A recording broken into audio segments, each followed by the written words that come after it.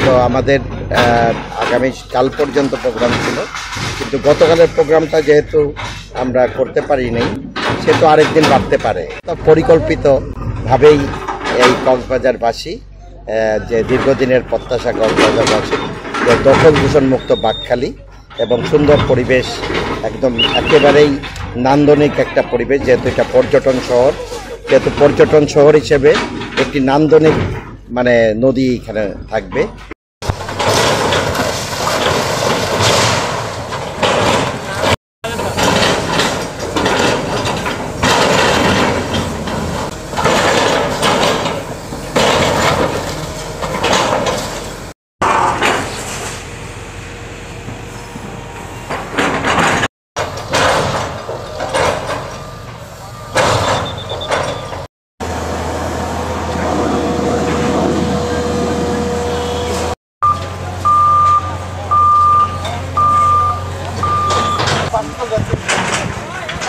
যেখান থেকে বলবো এখান থেকে আমরা চলে যাবো, আমাদেরকে দেখে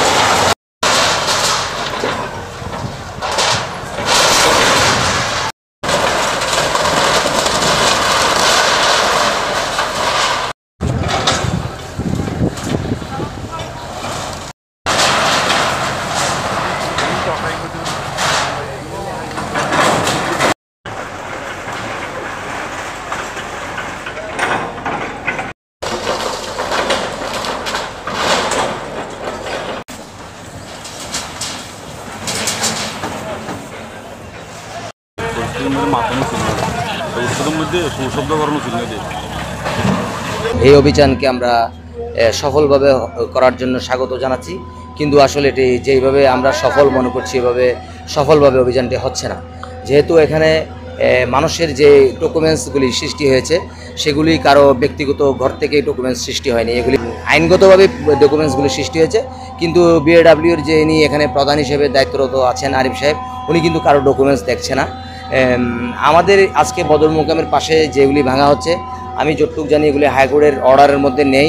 নৌ বন্দরের যেটি একটি উচ্ছেদের তালিকা তৈরি করেছে, ট্রেস ম্যাপ করেছে বিএডব্লিউ, এখন কোথাও কিন্তু নেই। তাহলে কী কারণে এগুলি ভাঙা হচ্ছে আমি নিজেও বুঝতে পারছি না।